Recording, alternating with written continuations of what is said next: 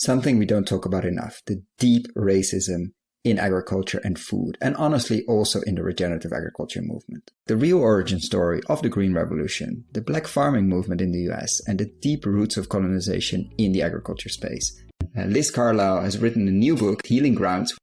Because it was those smallholders and indigenous people in Mexico fighting Borlaug's vision who articulated the alternative that now I think has so much relevance within climate discussions and discussions of a more ecological agriculture, which for them also was about, having power over their own livelihoods and communities.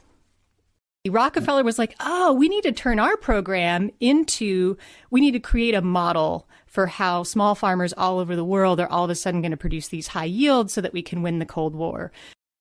About 40% of the U.S. population identifies as indigenous or people of color, and about 60% of the agricultural workers in the United States are people of color, and yet 2% of agricultural land in the U.S. owned by people of color, and it's not an accident. It's the result of hundreds of years of, colonization and then this sort of colonial dynamic that's never really been taken out of the agricultural economy and the way it functions and the way it's structured. I see the only hope for my community being in taking leadership from these indigenous communities and communities of color that have this really deep relationship with regeneration that's not just these kind of isolated individual practices, but is embedded in this whole larger philosophy and reciprocal relationship with land. Is not only was regenerative agriculture important prior to colonization, but it's been important within all of these communities as a means of resistance to colonization. This is about regeneration, and it's also about liberation. And those two projects have actually been really closely intertwined within communities of color for the past few hundred years.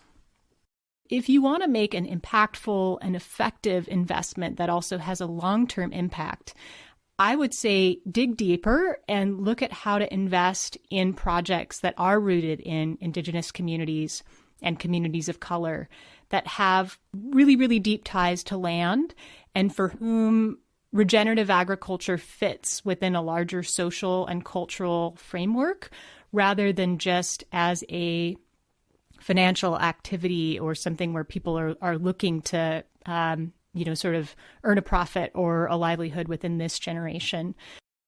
But it's not just about equity. It is really about impact and effectiveness. And why wouldn't you invest in the communities that have the longest history of having done these things successfully?